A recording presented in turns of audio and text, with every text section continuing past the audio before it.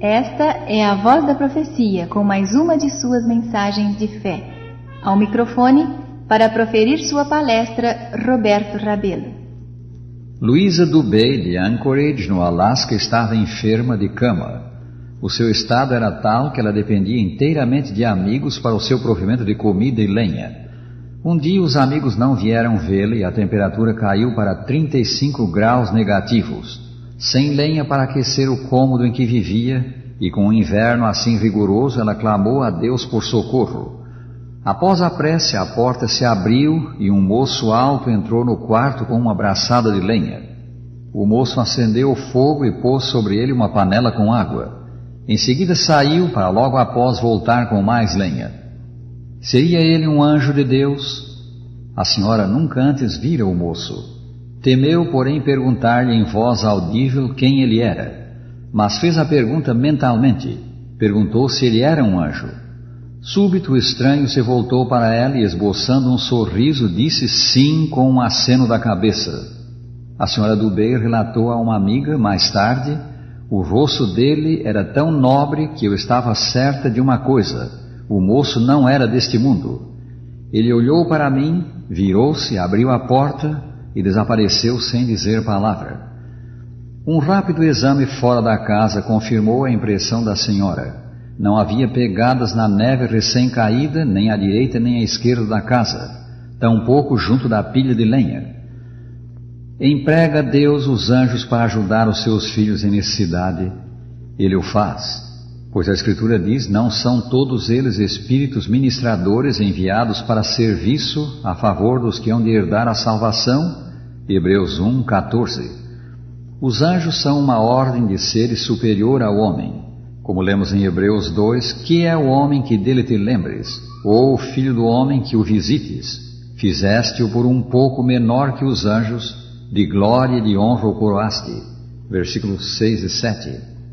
No serviço de Deus, cumprindo ordens do Rei do Universo, os anjos são todo-poderosos. Escreveu o salmista: bendizei ao Senhor todos os seus anjos, valorosos em poder, ou poderosos em força, que executais as suas ordens e lhe obedeceis à palavra. Salmo 103, 20. Eles se movem com a rapidez do relâmpago. Ezequiel 1:14. Quando um anjo do Senhor entrou no horto em que Jesus foi sepultado na manhã da ressurreição, houve um grande terremoto. O seu aspecto era como um relâmpago e a sua veste alva como a neve. E os guardas tremeram espavoridos e ficaram como se estivessem mortos. São Mateus 28, 2-4. Devemos conhecer melhor os anjos e o seu ministério. Devemos saber o que Deus tem à disposição de seus filhos.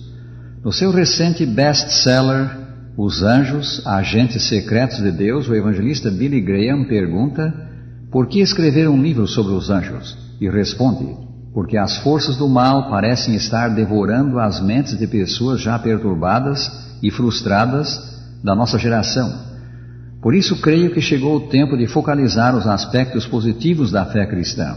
João, o apóstolo, disse: maior é aquele que está em vós do que aquele que está no mundo. 1 São João 4, versículo 4.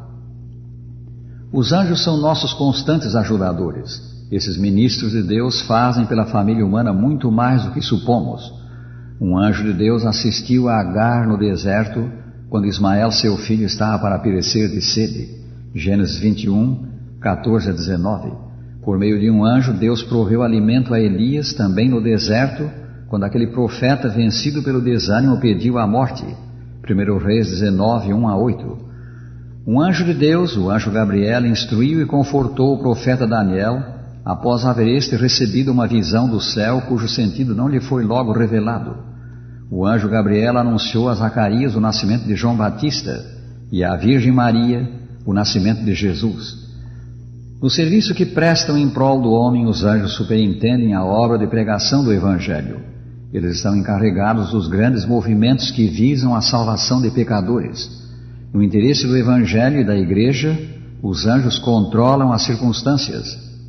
Numa hora de crise para o antigo povo de Deus, quando inimigos deste procuravam impedir a reconstrução do templo após o cativeiro babilônico, inclusive denunciando os judeus a Ciro, rei da Pérsia, O anjo Gabriel por 3 semanas lutou com as forças do mal que tentavam controlar aquele monarca.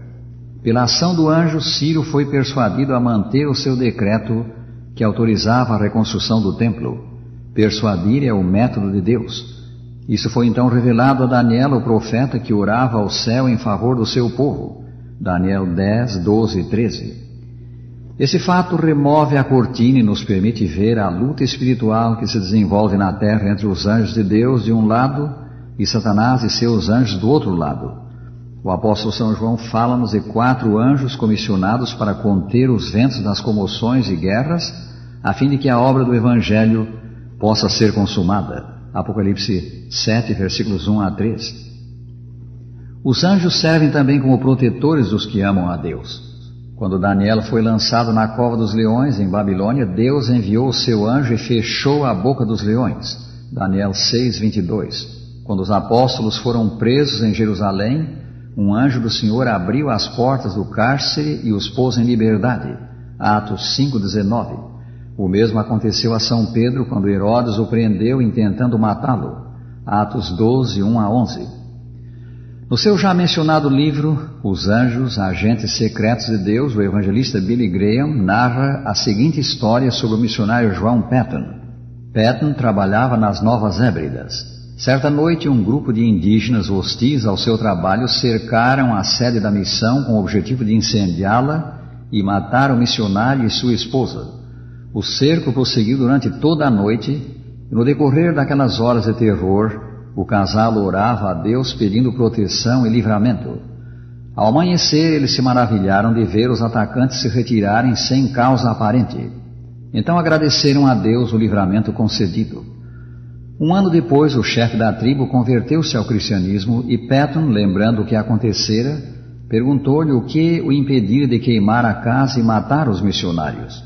Surpreso, o chefe respondeu com a pergunta: quem eram aqueles homens que o senhor tinha ao seu lado? Não havia homem algum na casa, esclareceu Patton. Apenas eu e a minha esposa. O chefe indígena disse então que haviam visto muitos homens rodeando a casa. Centenas de homens grandes, de vestes brilhantes e com espadas desembainhadas nas mãos. Temendo esses homens, eles não atacaram. Ouvindo isto, Patton compreendeu que Deus mandara os seus anjos para os proteger. Todos quantos servem a Deus têm o seu anjo protetor, o seu anjo da guarda. A Escritura diz: o anjo do Senhor acampa-se ao redor dos que o temem e os livra. Salmo 34, versículo 7. É a obra dos anjos estarem unidos aos que são provados, aos sofredores e aos tentados. Trabalham incansavelmente a favor daqueles por quem Cristo morreu. Devemos pedir a proteção desses representantes de Deus sobre nós e nossos filhos. Mediante sincera, fervorosa oração, devem os pais erguer uma sebe em torno de seus filhos. Devem pedir com plena fé que Deus habite com eles e que santos anjos os guardem e a seus filhos do cruel poder de Satanás. Ao voltar Jesus para receber os salvos, todos os santos anjos o acompanharão.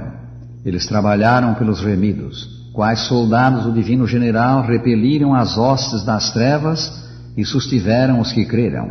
Ser-lhes-á então dado compartilhar a alegria de Cristo de reunir e levar para o céu aqueles por quem verteu o seu sangue. E ele enviará os seus anjos com grande clangor de trombeta, os quais reunirão os seus escolhidos dos 4 ventos de uma a outra extremidade dos céus. São Mateus 24, 31. Ao erguer-se da tumba naquele dia, cada filho de Deus será saudado pelo seu anjo da guarda e então conduzido ao encontro com Cristo. Que grande dia há de ser esse, amigo! Dia de encontro com os anjos, encontro com Cristo, encontro também com os nossos queridos que a morte levou. Estarás lá, Deus quer que estejas, e para isso te deu Cristo, em quem temos salvação do pecado e vida eterna. Terminamos deixando com os nossos ouvintes a segurança que nos dá o salmista, Salmo 34, versículo 7. O anjo do Senhor acampa-se ao redor dos que o temem e os livra.